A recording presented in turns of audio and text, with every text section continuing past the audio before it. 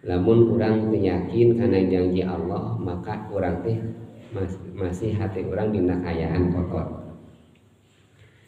Hate mana sanes hate anu aya manah nu katinggal nu aya dina dada urang, tapi mata hate urang anu tos kotor.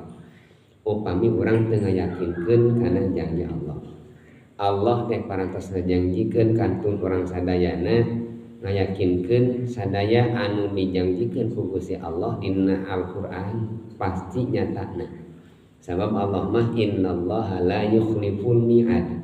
Allah mah moal nyulayaan kana janji. Di mana Allah parantos janji pasti bakal jadi. Ulah ngaragukeun lamun janji ragu kuna kana janji Allah eta teh tos leungit mata hate urang teh. Mata hatena tos teu ayaan. Ari Allah teh ngajanji